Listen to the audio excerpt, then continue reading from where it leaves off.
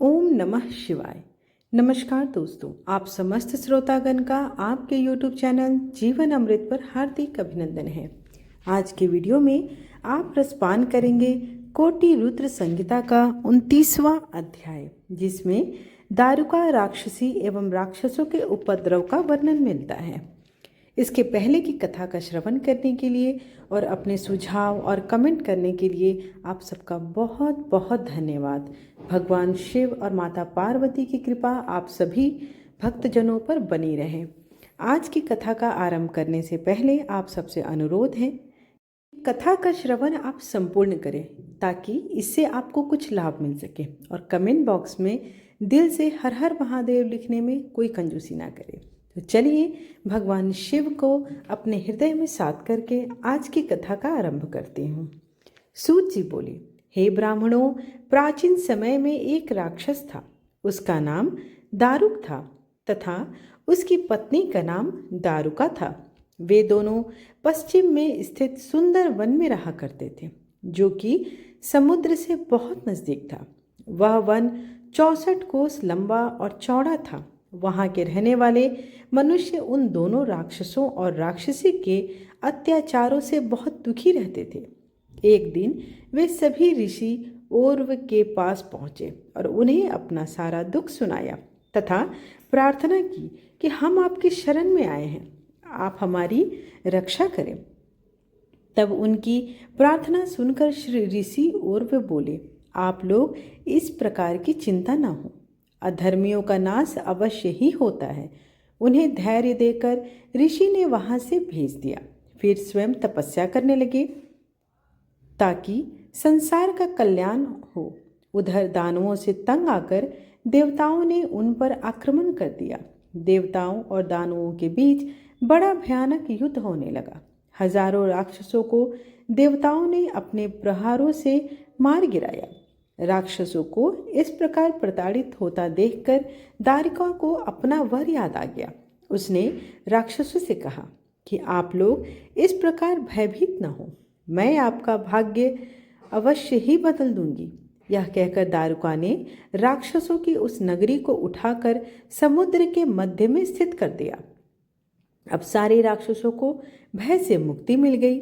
एक दिन दारुका घूमती हुई पुनः धरती पर आ गई। तब उसने देखा कि एक डोंगी में बहुत से मनुष्य बैठकर समुद्र की ओर से पृथ्वी पर आ रहे हैं। दारुका ने जाकर राक्षसों को सूचना दी कि असंख्य मनुष्य समुद्र में हैं। राक्षसों ने उन मनुष्यों को पकड़कर अपने जेल खाने में कैद कर दिया।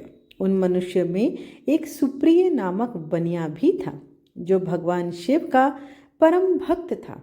उसने कारावास में ही भगवान शिव का पार्थिव लिंग स्थापित किया और उसकी विधि पूर्वक आराधना करनी आरंभ कर दी तथा इसके बाद उसने शिव जी का पूजन करते देखकर अन्य मनुष्य भी उसके साथ शिव जी की आराधना करने लगे। उन्हें भगवान शिव की पूजा करते करते काफी समय व्यतीत हो गया।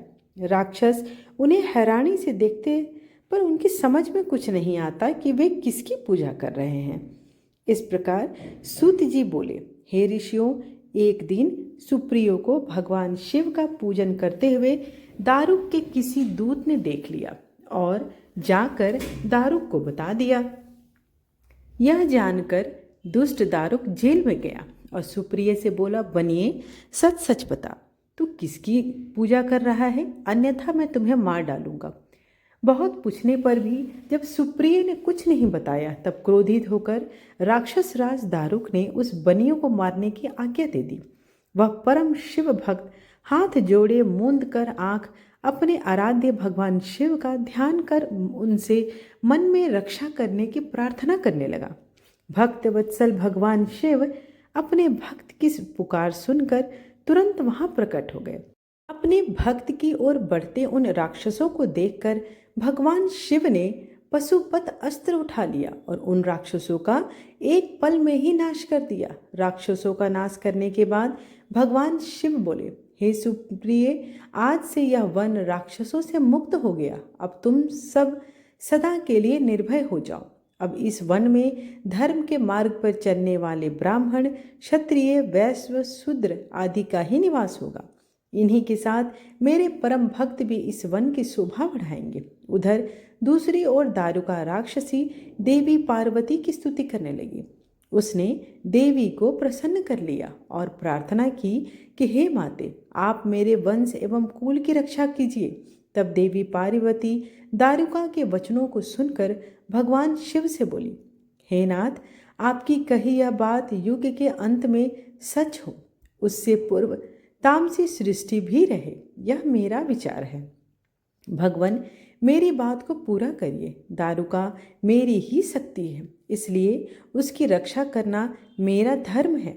यहाँ पर दारुका का ही राज्य होगा। देवी पार्वती के इन वचनों को सुनकर भगवान शिव बोले, हे प्रिय, आपकी इच्छा अवश्य ही पूरी होगी, परंतु अपने भक्तों की रक्षा के लिए मैं यहीं पर स्थित रहूँगा, ताकि कोई भी उनकी जाति और धर्म के विरुद्ध कोई आचरण न कर सके।